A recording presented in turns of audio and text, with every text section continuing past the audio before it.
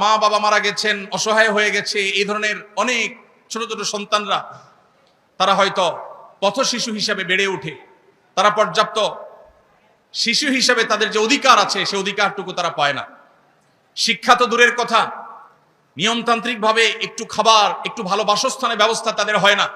আপনি ঢাকা শহরে, চট্টগ্রাম শহরে, বড় বড় শহরগুলোতে গেলে দেখবেন বিভিন্ন ফুটপাতে, গুরুত্বপূর্ণ পাবলিক প্লেসগুলোতে অসংখ্য অগণিত পথ শিশুরা তারা শুয়ে আছে, তাদের দেখভাল করবার কেউ নেই।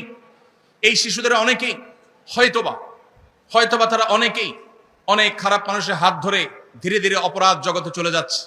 কেউ হয়তো চুরি ছিনতাইকারের দিকে চলে যাচ্ছে, কেউ হয়তো সঠিক দিশার অভাবে নানা ভুল পথে পা বাড়াচ্ছে, কেউ হয়তো মাদকের বিস্তার, মাদকের বিক্রি, বিপণন, মাদকের মার্কেটিং, সরবরাহ, এরকম চেইনের মধ্যে তারা নিজেদের অজান্তে হয়তো ঢুকে পড়ছে। তাদেরকে অসাধু চক্র নানাভাবে ব্যবহার করছে।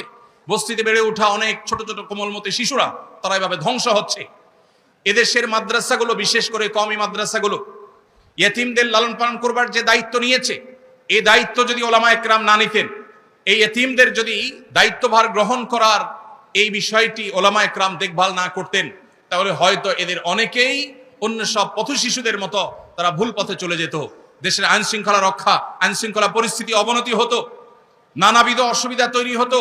ওলামায়ে কেরামের এই যে নীরবে নিবৃতে এই যে লক্ষ লক্ষ ইয়েতিম লালন পালন, তাদের খাবার দাবার, তাদের বাসস্থান শুধু নয়, তাদেরকে দেশের সবচেয়ে দামি, সবচেয়ে ভালো মানুষ, সবচেয়ে আদর্শবান নাগরিক হিসাবে গড়ে তুলবার জন্য, সৎ মানুষ হিসাবে, নিষ্ঠাবান মানুষ হিসাবে, আল্লাহবিরা মুত্তাকি মানুষ হিসাবে গড়ে তুলবার জন্য যেভাবে ওলামায়ে কেরাম কাজ করছেন, মাদ্রাসাগুলো কাজ করছে, দুঃখজনক হলেও সত্য, তাদের সেই কাজের কোনো মূল্যায়ন, কোনো স্বীকৃতি আজও পর্যন্ত এই রাষ্ট্র অথবা রাষ্ট্রকে যারা ধারণ করে তারা কখনো আজও পর্যন্ত দেয়নি। সময়ত ভাইরা, ওলামায়ে কেরাম সামাজিক কুসংস্কারের বিরুদ্ধে যে সংগ্রাম চালাচ্ছে, ধর্মের নামে অধর্ম কিংবা মানুষকে ভুল ভ্রান্ত আকীদা বিশ্বাস থেকে ফিরিয়ে এনে ইসলামের শুদ্ধ সঠিক চিন্তাধারার উপরে, সহিহ এবং বিশুদ্ধ আকীদার উপরে উঠাবার জন্য ওলামায়ে কেরাম যে পরিশ্রম করছেন, এর জন্য সাধারণ মানুষ কোনো চাঁদা তাদের দেয় না। তারা আল্লাহর খাতিরে, নবীদের যে চেতনা ছিল ইন আজরিয়া ইল্লা আলাল্লাহ, সেই চেতনায় উজ্জীবিত হয়ে তারা নিরলসভাবে এদেশের মানুষকে কুসংস্কার থেকে মুক্ত করবার জন্য কাজ করে যাচ্ছেন। বহু কুসংস্কার আছে, সামাজিক কুসংস্কার, যেই কুসংস্কারগুলো এই সমাজ থেকে ঝেঁটিয়ে বিদায় করেছেন মূলত ওলামায়ে কেরাম।